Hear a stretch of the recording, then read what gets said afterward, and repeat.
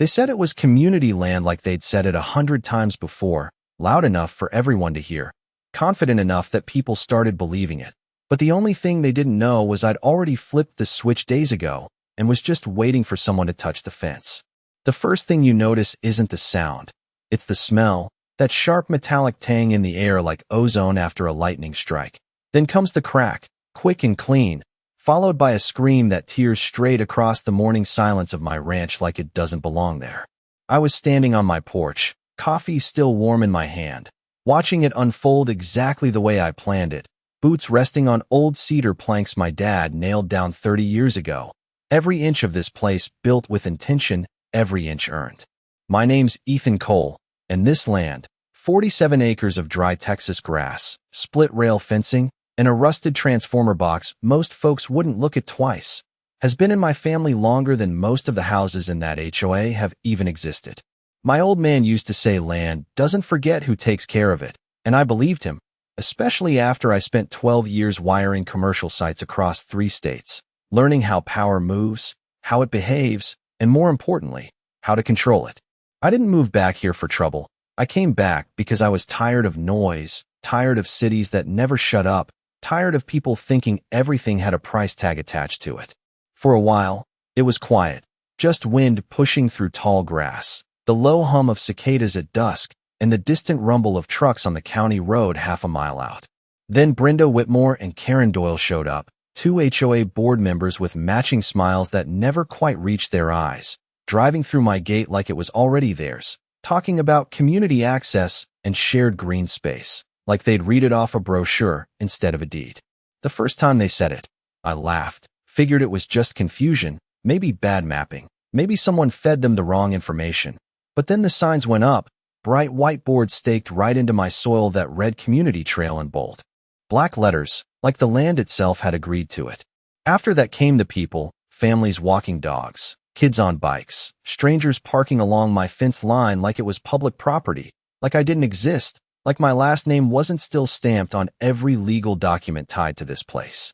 I tried doing it the normal way, pulled the signs down, made a few calls, even stood face to face with Brenda while the smell of her expensive perfume mixed with dust and dry grass, and she smiled at me like I was the one trespassing.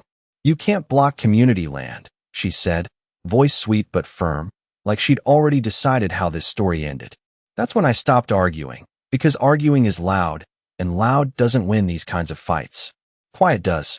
Planning does. I went back to the barn that night, flipped open the old breaker panel my dad installed in '89, ran my fingers over wires I knew better than most people know their own neighbors, and started mapping out something simple, something legal, something that wouldn't say a word but would make a point no one could ignore.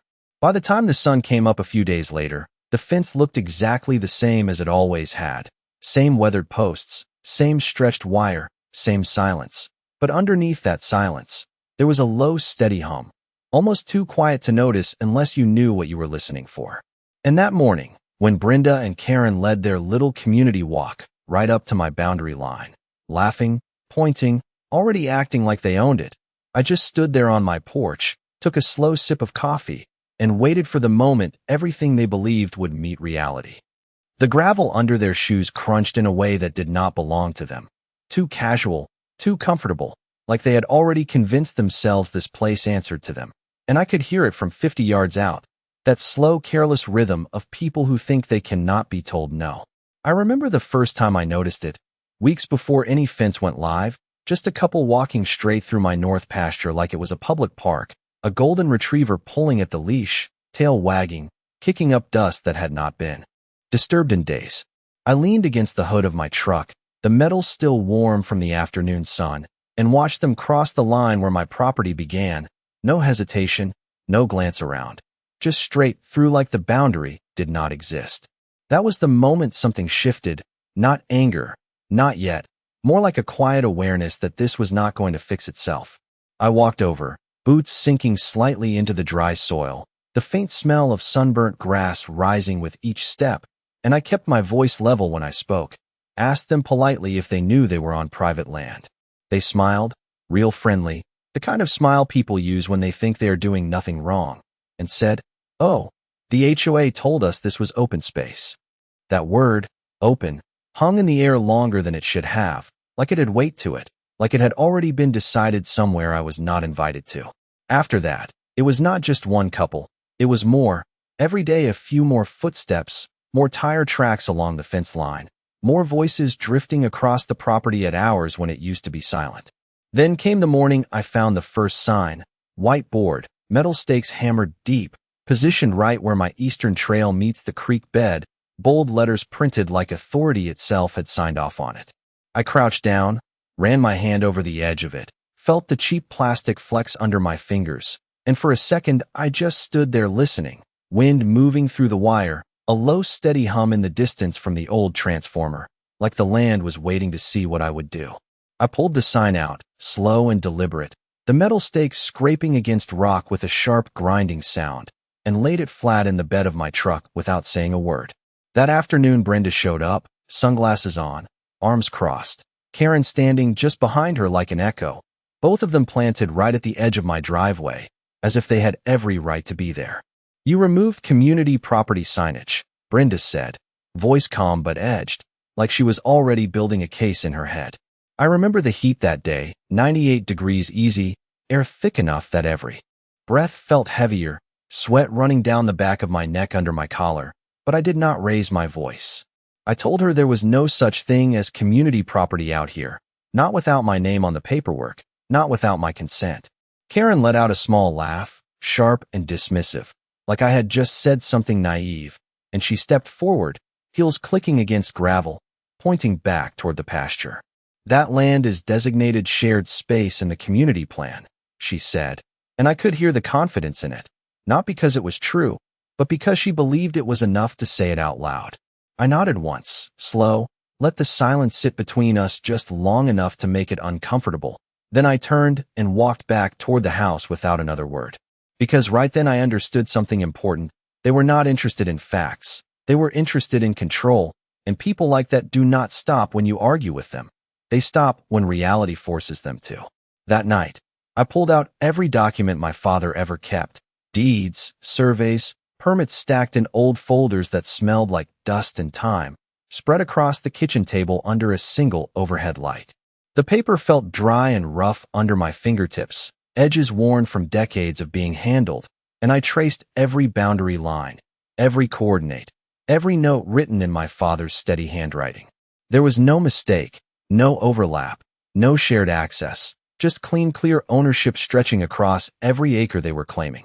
I sat there for a long time, the house quiet except for the faint buzz of electricity in the walls, and I realized this was not about proving them wrong. It was about letting them prove it to themselves, the hard way. And once that thought settled in, everything else became simple. By the third week, it stopped feeling like an intrusion and started feeling like a pattern, something deliberate, something organized. And once you see a pattern, you cannot unsee it. Not when you have spent half your life tracing wires and figuring out where things connect. The mornings got louder first, not by much, just enough to notice. Car doors shutting along the county road. Footsteps lining up where there used to be none. Voices overlapping like they had a destination instead of just wandering. I stood by the fence line one morning just before sunrise, the sky barely turning that pale gray that comes before heat settles in, and I watched 3 different groups enter from 3 different points, all within 10 minutes, all moving like they had been told exactly where to go.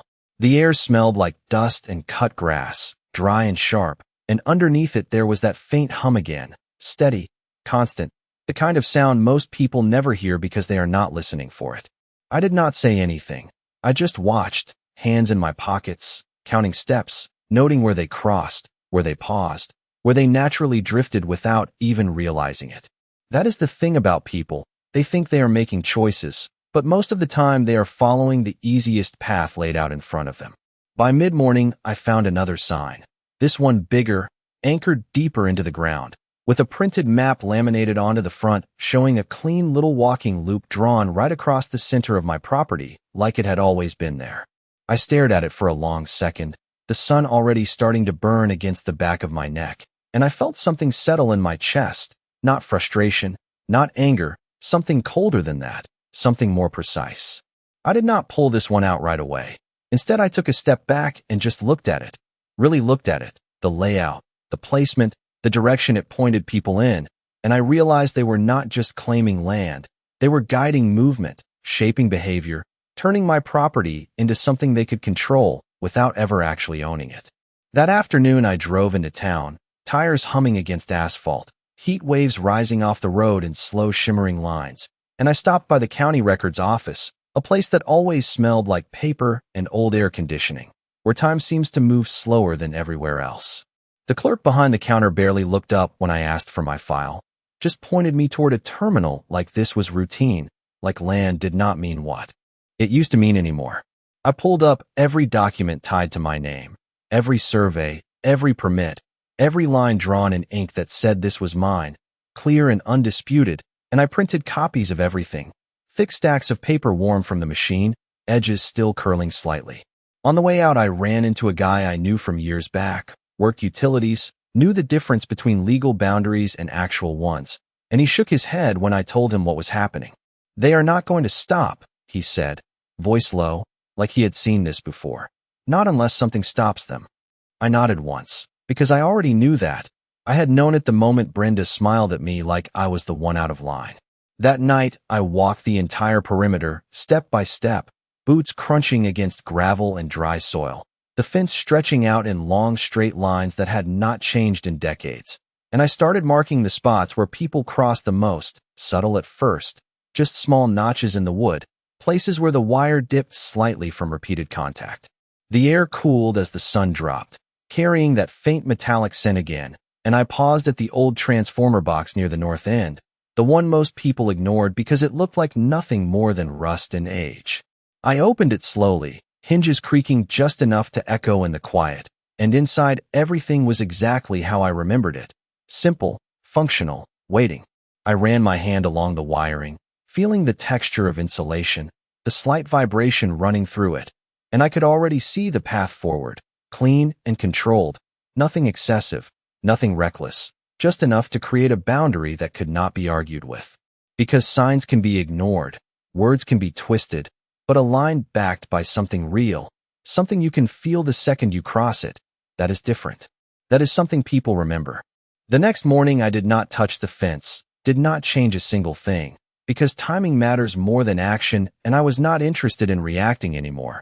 I was interested in letting them build their own momentum.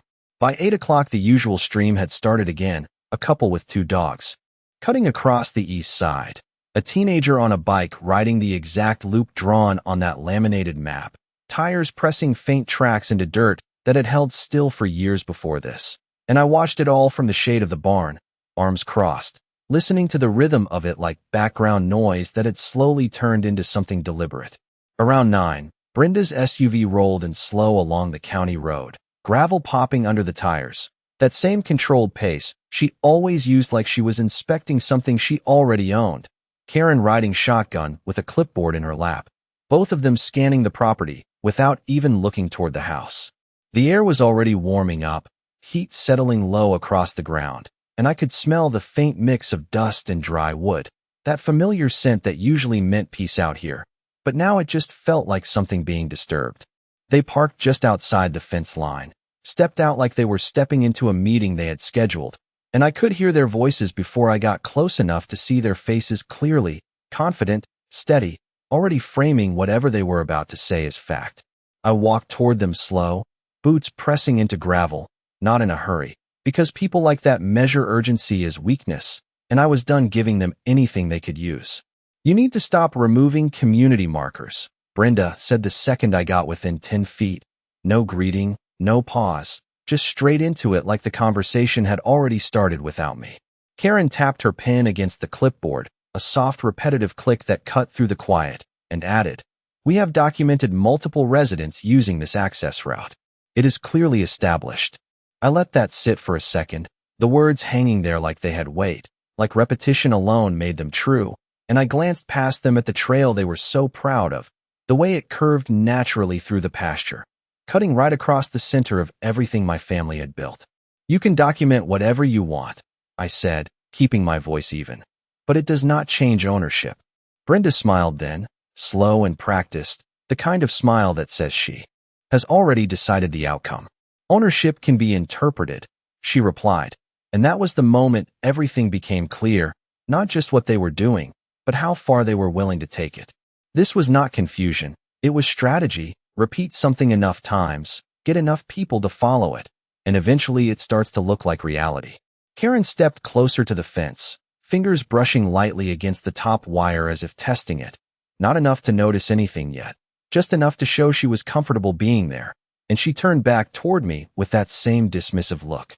"We are organizing a larger community walk this weekend," she said, tone casual like it was already approved. "We expect full access."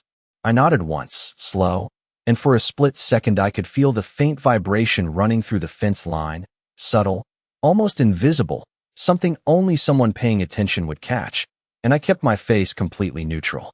"Do what you think you need to do," I said, and I turned away before either of them could respond, leaving them standing there with their assumptions intact. Behind me, I could still hear the click of that pen, the low murmur of their voices as they talked through whatever plan they thought they were executing, but none of it mattered anymore, because by then the pieces were already in place. That afternoon I drove back into town, picked up the last components I needed, proper signage, bright yellow, clearly printed, every word aligned with state agricultural code, nothing vague, nothing that could be argued in a meeting or twisted in a report. Back at the ranch, I mounted each sign at eye level along the fence line, spacing them evenly, making sure anyone approaching would see them before they ever reached the wire, and I stepped back when I was done, wiping dust from my hands, looking at the line stretch across the property, quiet, unchanged to anyone who did not know what to look for. The sun dipped lower, casting long shadows across the grass, and that low hum settled in again, steady and controlled, and for the first time since all of this started, the place felt balanced again, not because the problem was gone, but because it was finally contained.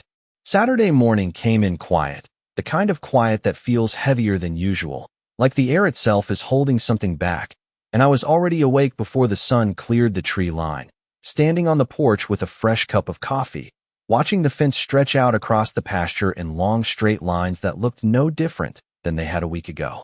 The only change was something you could not see unless you knew where to look, a low steady current running through the wire, controlled, regulated, completely within code, the kind of setup I had installed dozens of times on working ranches where boundaries needed to be respected without constant supervision.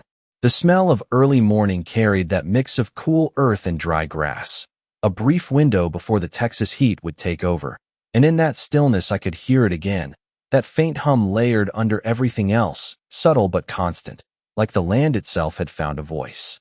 Around 8:30 the first cars started arriving, slower at first, then in clusters, tires crunching over gravel along the county road, doors opening and closing in quick succession, voices building into a steady murmur that carried across the open space. I could see them gathering near the entrance Brenda and Karen had been using all week, a loose crowd forming, people holding water bottles, dogs on leashes, kids shifting impatiently from foot to foot, all of them looking toward the trail like they were about to step into something official. Then Brenda stepped forward, sunglasses on, posture straight, speaking with that same practiced confidence I had heard before, her voice carrying just enough to reach the outer edges of the group, explaining how this land had always been intended for shared use, how community access was being preserved, how everything they were about to do was perfectly reasonable.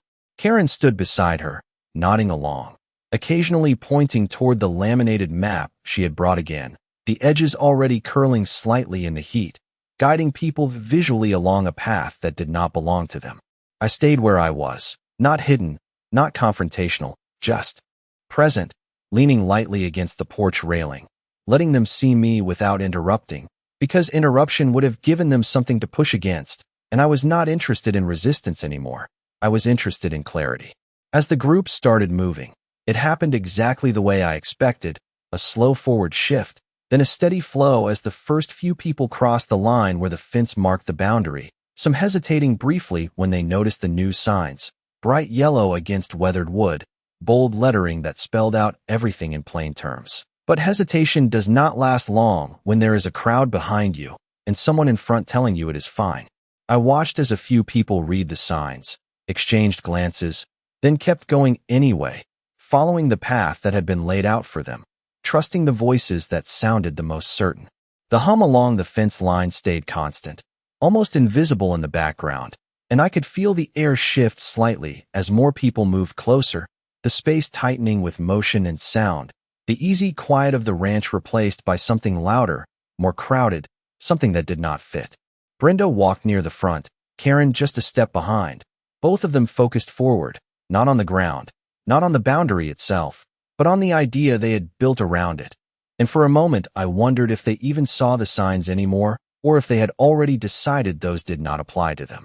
The first reaction came subtle, not dramatic, just a quick step back from one of the people near the fence, a surprised expression, a hand pulling away instinctively, followed by a low ripple of confusion that moved through the group like a shift in wind direction. Voices dropped, then rose again, questions overlapping, heads turning toward the fence, toward the signs, toward Brenda and Karen, looking for direction that suddenly did not feel as certain as it had a few seconds earlier.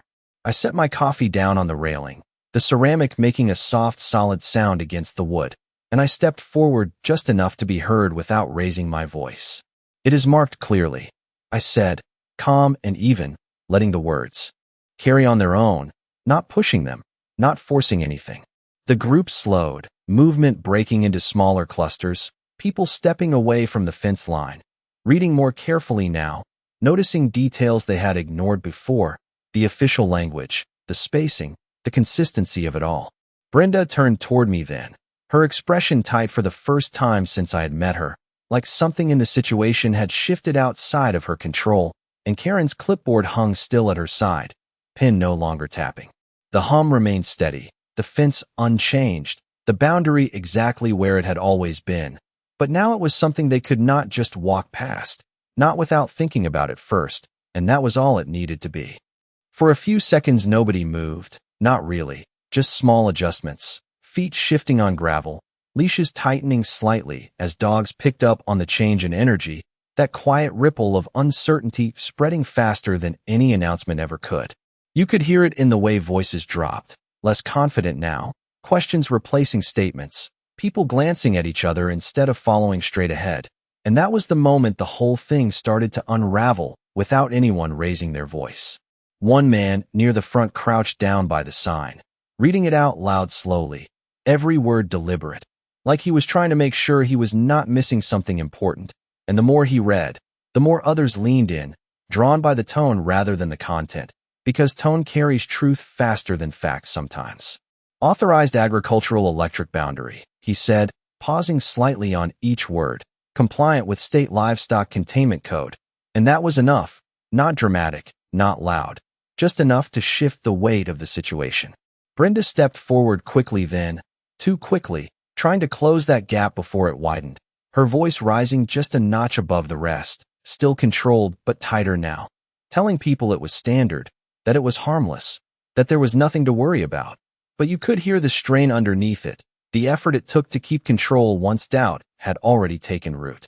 Karen flipped through her clipboard like she was searching for something that would put everything back in place, papers rustling in the dry air, that sharp repetitive sound cutting through the low murmur of the group. But there was nothing on those pages that could override what people were seeing right in front of them.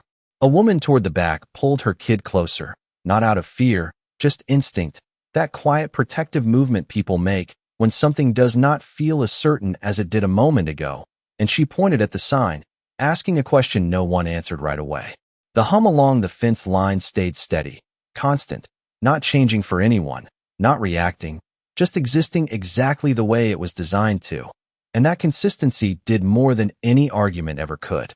I stepped off the porch and walked a few yards closer, not into the crowd, just enough that my voice would carry naturally without forcing it. And I kept my tone level, calm, the same way I had used it the entire time. "It is regulated," I said, letting the words sit where they landed. "It is posted, and it is active." No emphasis, no threat, just information, clean and simple, and that was all it needed to be. A few people nodded slowly, more to themselves than to anyone else, processing, recalibrating, and one by one you could see the decision happen, subtle but clear, a step back from the fence, a shift away from the path, a quiet recognition that this was not what they had been told it was. Brenda's smile faded just a fraction, barely noticeable unless you were looking for it.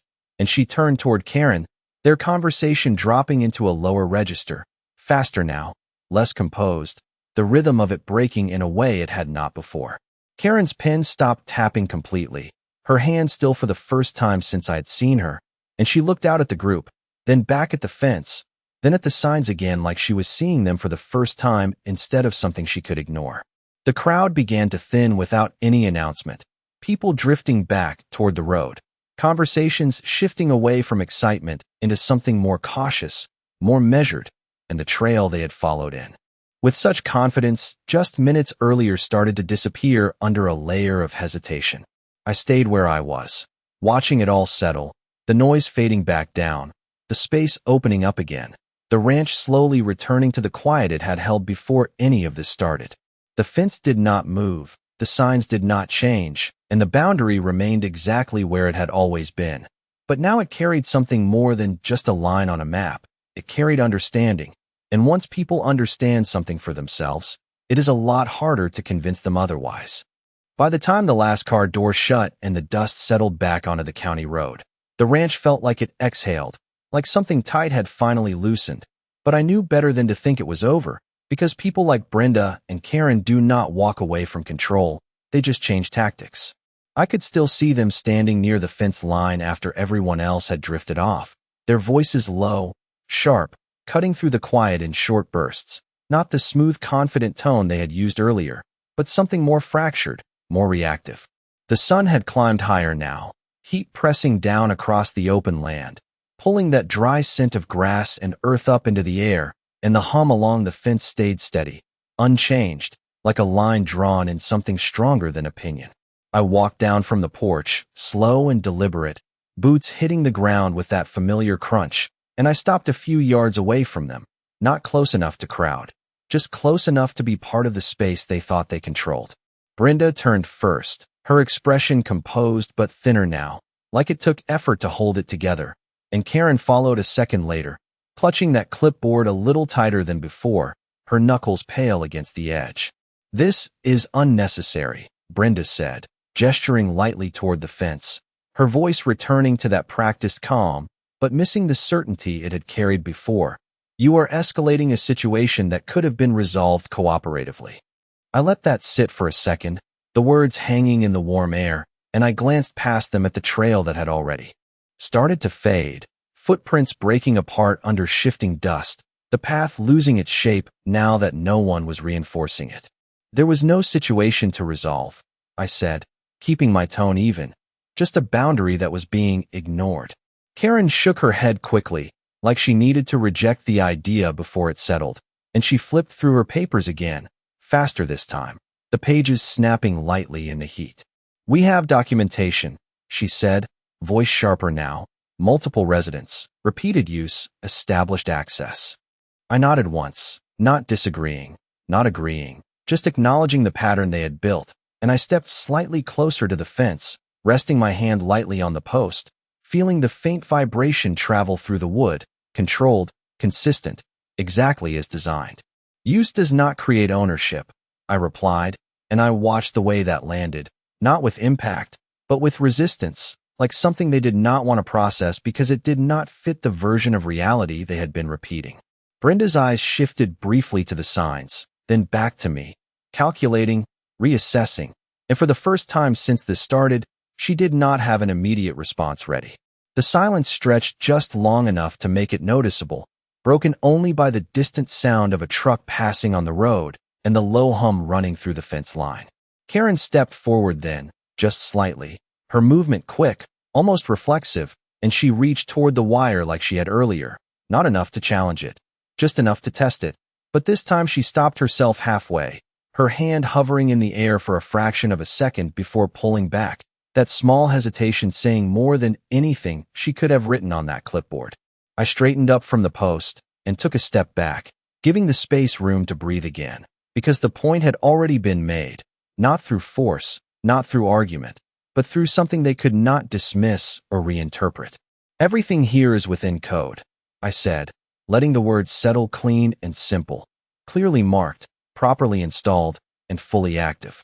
Brenda exhaled slowly, a controlled breath, but it carried a weight that had not been there before, and she nodded once, not in agreement, but in recognition that the situation was no longer something she could steer with words alone. They stood there for another moment, both of them looking out across the land they had tried to redefine, seeing it now for what it actually was instead of what they had called it, and then without another word, they turned and walked back toward their car, the sound of gravel under their steps sharper now, more deliberate, like every step was being measured. I stayed where I was, watching them go, the fence line steady at my side, the hum unchanged, and the ranch settling back into itself, not because the conflict had disappeared, but because it had finally found its edge. The following Monday the quiet held, but it was a different kind of quiet, not the empty kind from before all this started, but something more settled, like the land had drawn a line and everyone could feel it even if they did not talk about it out loud. I woke up early like always, stepped out onto the porch with that same cup of coffee, steam rising slow in the cool morning air, and for the first time in weeks there were no fresh tire tracks along the road, no early footsteps cutting across the pasture, just the wind moving through the grass, and that low steady hum running along the fence line, constant and controlled. By mid-morning I noticed something else, small at first, then clearer the longer I watched. The signs were still there, every one of them. But now people actually stopped when they reached them, read them fully, stood there for a second longer than before, and then turned back without needing anyone to tell them what to do. It was not fear, it was understanding, the kind that settles in quietly and stays. Around noon a county truck pulled up, white paint catching the sun, the engine idling with that low diesel rumble that carries across open land, and a man stepped out wearing a hat pulled low against the heat, clipboard in hand, moving with the slow, deliberate pace of someone who had done this 1,000 times before. I walked down to meet him halfway, boots pressing into the dry soil, and we nodded at each other without much ceremony. He introduced himself, said there had been a complaint filed about unregulated electrical fencing, his tone neutral, not accusing, just stating facts the way they are written on paper. I gestured toward the line, toward the spacing of the posts, the height of the wire, the placement of the signage, every detail exactly where it was supposed to be, and he walked it with me, step by step, eyes scanning, measuring without pulling out a single tool, because he did not need to. The sun climbed higher while we moved along the boundary, heat pressing down, the smell of dry grass and warm metal rising around us. And the hum stayed steady the entire time, never fluctuating, never drawing attention to itself unless you knew what it meant. He stopped at one of the signs, read it carefully, nodded once, then moved on, checking the next, then the next, his pace unhurried, thorough. When we finished the loop, he closed his clipboard with a soft snap and looked back across the ranch, taking in the space the way it actually was instead of the way someone had tried to describe it. Everything here is compliant, he said finally, voice calm, matter of fact, and he wrote something down before handing me a copy, paper still warm from the carbon transfer, edges crisp. I thanked him, not because I needed validation, but because process matters, and he gave a small nod before heading back to his truck, engine fading into the distance as he drove off. That afternoon the air felt lighter, not because anything had changed physically, but because the last piece had clicked into place, the official confirmation of something that had been true from the start. Later, just before sunset, I noticed a small group gathering again near the road. Not like before, no signs, no speeches, just a few neighbors standing and talking quietly, glancing toward the fence, toward the signs, toward the space they had once walked into without thinking. Brenda and Karen were there too, but they stayed back this time, off to the side, their voices lower, their movements smaller, like they were aware of the shift even if they did not say it out loud. I did not go down to meet them, did not interrupt, because there was nothing left to argue about. The land was doing the talking now, and it did not need my help. The sun dipped low, casting long shadows across the pasture, the fence line stretching out in that same straight, quiet line, and the hum carried on, steady as ever, not loud, not aggressive, just present, like a reminder that some boundaries are not meant to be debated, only understood. A week passed, then another, and the ranch settled into a rhythm that felt familiar again, not the forced quiet from before, but the kind that comes when everything is exactly where it is supposed to be. The mornings went back to what they used to be, wind brushing through the grass, the distant hum of power lines blending into the background, and the fence standing there in a straight, unbroken line, no longer something people questioned, just something they respected. I still walked the perimeter every few days, boots tracing the same path my father used to take, checking posts, running my hand along the wire, feeling that steady, controlled vibration that never wavered, never spiked, just did its job without needing attention. The sign stayed up, bright against the weathered wood, edges starting to fade slightly under the sun, but still clear, still readable, and more importantly, still followed. People came by now and then, slowing their cars along the county road, looking out across the land like they were seeing it differently, like they understood something they had not before, and they kept driving, no hesitation, no second-guessing, just a quiet acknowledgement that this was not theirs to step into. I saw Brenda once more, about 10 days after that Saturday, her SUV pulling up just long enough for her to step out and stand by the fence line, sunglasses on, posture straight, the same way she always carried herself. But there was a difference now, subtle but real. She did not step closer, did not reach for the wire, did not point or speak or try to reframe anything. She just stood there for a moment, looking out across the pasture, taking in the space the way it actually existed instead of the way she had tried to define it. Karen stayed in the passenger seat this time, not stepping out, not holding a clipboard, just watching quietly from behind the glass. I did not go down to meet them, did not interrupt, because there was nothing left to say, and after a minute Brenda turned, got back in the car, and they drove off without a word, the sound of gravel under their tires fading into the distance. Later that evening, as the sun dropped low and painted everything in that deep orange light that only lasts a few minutes, I stood by the fence near the north end, the old transformer box humming quietly behind me, and I thought about how close this place had come to being something else entirely, something shaped by people who did not understand it, who did not earn it, who thought repeating something long enough made it true. But land does not work like that. It does not change hands because someone says it should. It does not lose its history because someone redraws a line on paper or puts up a sign. It holds on to what is real, what is documented, what is built over time with effort and intention. I rested my hand on the post, felt the faint vibration travel through it, steady and reliable, and I realized that the fence was never really about keeping people out, not completely. It was about making something clear, something undeniable, a boundary that could not be argued away or rewritten by opinion. The sky dimmed slowly, stars beginning to show one by one, and the ranch returned fully to itself, quiet, grounded, exactly as it had been before all of this started. And standing there in that silence, I understood something my father had tried to teach me years ago, something that did not make sense back then, but did now, clear as anything. You do not defend what is yours by shouting louder than everyone else. You defend it by knowing exactly where the line is, and making sure that line never moves.